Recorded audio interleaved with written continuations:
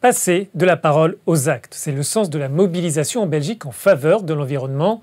Les parlementaires ont la possibilité de faire adopter, avant les élections législatives du mois de mai, une loi sur le climat. Mais pour respecter ce délai, il faut amender la Constitution, ce qui soulève une autre difficulté politique.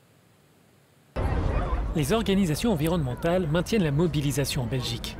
Depuis dimanche soir, plusieurs ONG campent à quelques centaines de mètres du Parlement afin de pousser les élus à adopter, avant les élections législatives du mois de mai, une loi sur le climat. Pour ce faire, il faut cependant amender la Constitution. Un rapport du GIEC qui a dit combien le réchauffement planétaire était une réalité et que pour y faire face, lutter contre le caractère irréversible du réchauffement climatique, il nous restait 10 ans. 10 ans, c'est très peu. C'est 2 législatures au cours desquelles on peut encore inverser la tendance. Et donc, tout le monde a réagi à ça. Il y a urgence. Il y a juste un secteur qui réagit beaucoup moins vite, c'est le secteur politique, ce sont les partis politiques. Or, ils ont des outils essentiels pour inverser le cours des choses. Le Premier ministre libéral se dit favorable à une loi en urgence sur le climat. Toutefois, obtenir une majorité semble loin d'être acquise autour de ce texte. Pour l'eurodéputée belge Maria Arena, la classe politique doit surtout sortir de ses schémas traditionnels. Elle est obligée de changer de logiciel. On est dans une situation où les combats climatiques et les combats sociaux vont de pair.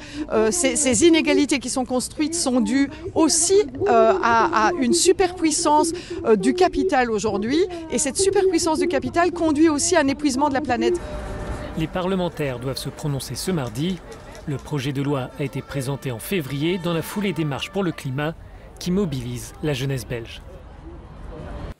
Dans le reste de l'actualité européenne, il est aussi question de la protection des infrastructures de l'Union, de l'entreprise ExxonMobil et du Manneken Pis. Le commissaire européen en charge du budget demande à l'Union européenne de mettre son veto concernant les récents accords entre la Chine et l'Italie. Günther Oettinger dit être inquiet de voir des infrastructures stratégiques tomber entre les mains chinoises aux dépens des Européens. Pour l'Allemand, de tels projets menacent l'autonomie et la souveraineté européenne. Rome a décidé de rejoindre le projet des nouvelles routes de la soie proposées par Pékin. L'entreprise ExxonMobil pourrait perdre ses accès au Parlement européen.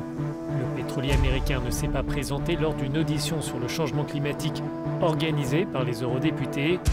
Officiellement, l'entreprise soutient l'accord de Paris sur le climat, mais elle est dans la ligne de mire des scientifiques, des académiciens et des organisations environnementales qui l'accusent de désinformation sur la question.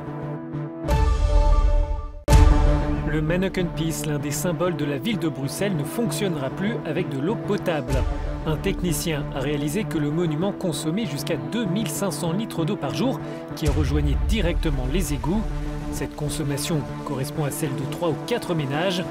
Pour le moment, un bac a été installé, mais à terme, le Manneken Pis devrait se soulager avec de l'eau en circuit fermé.